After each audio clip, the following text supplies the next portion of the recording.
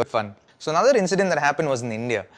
It was at Symonds actually. So we were playing in Hyderabad and I was batting, and then he said to me, hey monkey. I looked at him, I was batting, I looked at him and said, Symo, have you had a look in the mirror lately?